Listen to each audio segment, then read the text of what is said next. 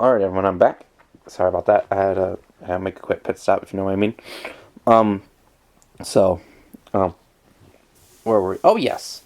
Now we're on the first edition Goosebumps original series, and you'll see what I mean in about a second. So, what I mean by first edition is when the books say coming soon. Coming soon is the very first editions. And obviously, some of them are better than others, in condition-wise. This one I got from the same person who gave me the Goosebumps Presents book, which is my sister's friend.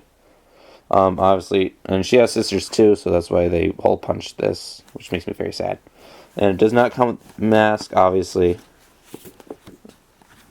Well, not obviously, but it did have the mask previously, before, obviously. But it doesn't now. So, number 11, the Haunted Mask. Am I going the right way? No, I'm not. Hold on. I'm definitely not going the right way. Okay. Number 16, One Day at Horrorland. I got this at Thrifty Shopper, right along with another first edition book that you'll see in a bit. From another Thrifty Shopper, a different one. Cool Clock of Doom. Oh, look at that. Cool Clock of Doom, first edition, obviously. First edition, you can tell without looking in the back, because this has black letters. Second edition has red letters. Red, I wish. No, it has yellow letters, like the logo. And if you really absolutely want to, it has a winner in the back from the What Gives You Goosebumps series. That would have been cool. Oh well, so yeah, I got these two at the same Thrifty Shopper the same day. So, The Headless Ghost, I believe, is first edition. Yes, it is. The Headless Ghost, number 37. Number 40, Night of the Living Dummy 3. Found this at Thrifty Shopper, and I got that at Thrifty Shopper. This is actually very good. Very, very good condition. I wrapped it up. Make sure it was nice and pristine. Very, very, very little wear. It does not come with the trading cards, I don't think. I don't think it does. But it would have been worth a lot more if it had the trading cards. But I'm too lazy to see right now, but yeah, this is like very good condition, despite that it doesn't have the trading cards. But yeah, so number 40. Number 44, Say Cheese and Die Again. There's somewhere, but enough. There's not enough so that it's not sealed. Because I wrapped this up as well. The perfect book wrapper things is huge sandwich bags, like what I used. Like the biggest ones you can find. They're good book protectors. So yeah, this is the last book to say coming soon. The other ones I assumed are first edition, from 45 onward.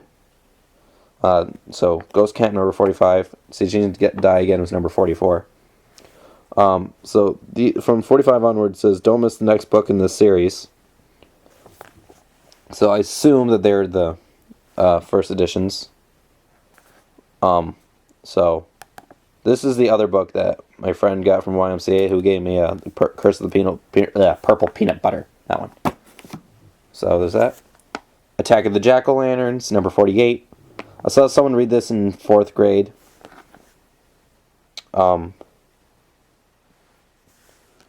Yeah.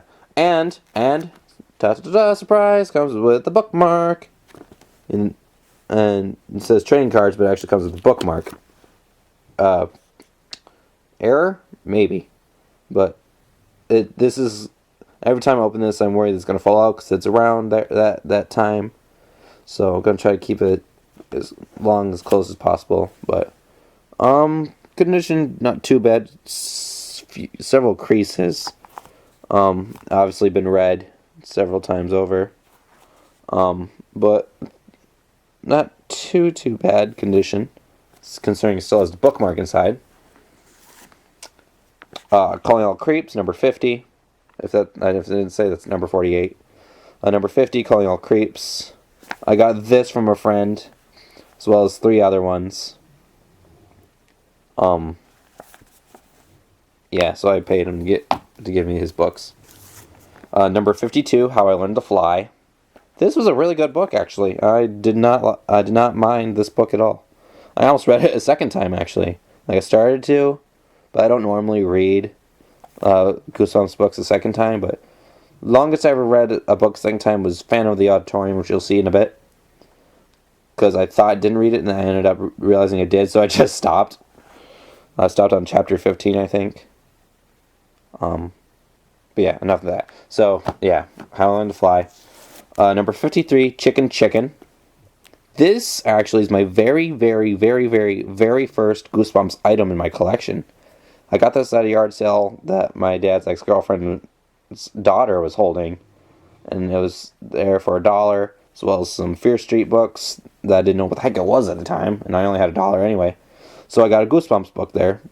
And thus starting my collection. Obviously, since she had children, this happened. The back came off, so I just taped it.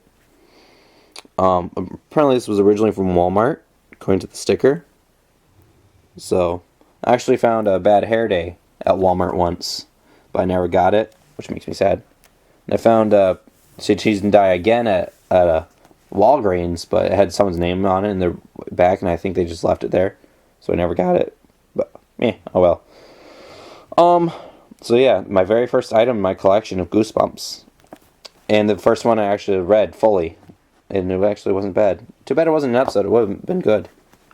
Then, Don't Go to Sleep, number 54. The very first book I ever saw of Goosebumps, which was back in 4th grade.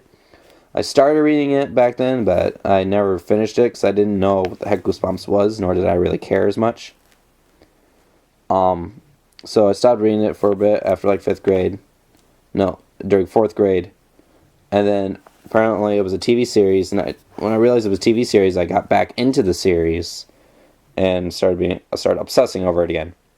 But a little story behind this, other than 4th grade, is that at the end of the year, I was going to take it, then someone else took it. I'll make him nameless. But he ended up giving it to me in 5th grade because I begged and begged and begged. And he said sure. So I ended up getting my book. Yay! Hooray for that one word. Determination, that one. Anyway. Number 55, The Blob that Ate Everyone. This is actually very good condition. Very, very, very, very, very, very good. It was never read before. I read it once, and only once. I will only read it once. Unless I get a very, very 100% crappy copy. So I read it. I was very careful, so there's barely any crease in the side. Obviously it was worthy of being wrapped. So The Blob that Ate Everyone. Then My Best Friend's Invisible.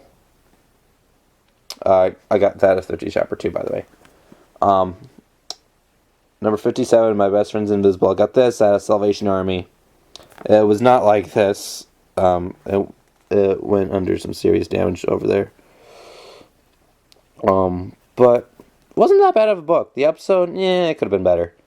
But the book is actually not that bad. Alright. That's out of the way. Now for 2nd edition books, which are the ones that say also available on them. Alright. So, the ones that say also available. Right there. So I got number 1, Welcome to the Dead House. I got this at Thrifty Shopper.